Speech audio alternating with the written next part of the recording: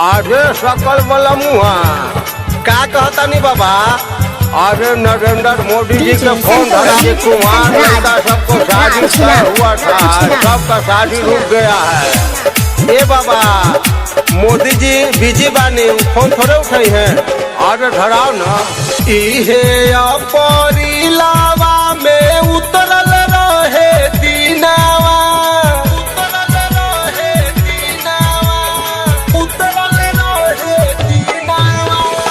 इहे अपरिलावा में उतरल रहे दीनावा। अरे उतरल रहे दीनावा तो शादी हमर खोल के बोलो। तो शादी हमर रुक गईले हो मोदी चाचा। तो शादी हमर रुक गईले हो मोदी चाचा। तो शादी हमर रुक गईले हो मोदी चाचा। तो शादी हमर रुक गईले हो मोदी चाचा। तो शादी हमर अगले साल होगा। तो शादी हमर रुक गईले हो मोदी चाचा।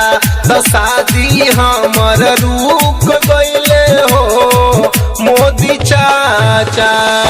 हाँ बहुत बढ़िया कर रहा है मोदी जी, जैसे जैसे बोल रहे हैं वैसे वैसे करते रहो, समझ गया नहीं। हाँ ठीक है, हाँ बात करते रहो, जो भी समस्या है उनको बताओ, सारा समस्या का समाधान निकाल देंगे नरेंद्र मोदी जी। ठीक बाबा हम बात करता नहीं। हमार गलती बना तो हर गलती, कोरोना के चक्कर में भइल उल्टा पलटी।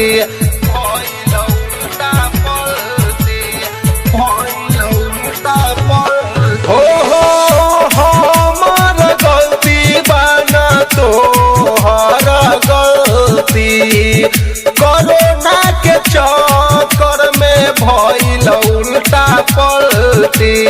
पारा रे सुतार से मिलल रहे मौका, मिलल रहे मौका। तो इहो मौका अभी बर्दाश्त करो। तो इहो मौका चूक गईले हो मोदी चाचा।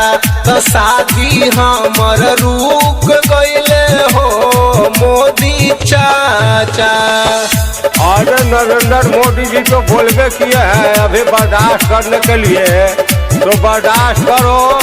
और ये कहाँ से लॉकडाउन आ गया, कोरोना के चक्कर में लॉकडाउन हुआ है, समझ गया कि नहीं। जो बोल रहा है वैसे करो।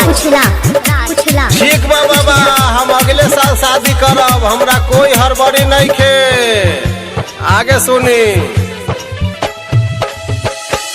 सकल बलमुआ कहे भइल मुश्किल हो, केतना कुआर लोग के टूट गइल दिल हो।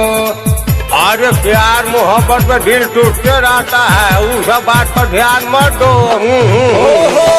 सकल बलमुआ कहे भइल मुश्किल हो, केतना कुआर लोग के टूट गइल दिल हो।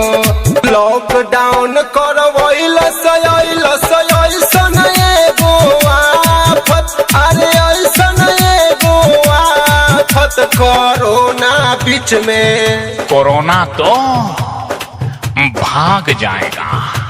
कोरोना बीच में ढूक गईले हो मोदी चाचा। तो शादी हमर रुक गईले हो मोदी चाचा। इहे अपरिलावा में उतरल रहे दीनावा। अरे उतरल रहे दीनावा तो शादी हमर। मोदी पर भरोसा रखो। तो शादी हमर रुक गईले हो मोदी चाचा। तो शादी हमर रुक गईले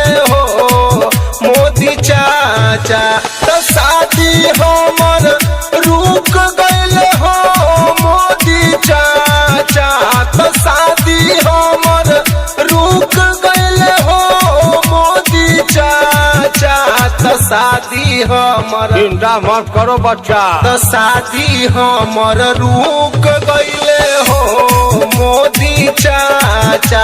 तो शादी हमर रुक गईले हो मोदी चाचा।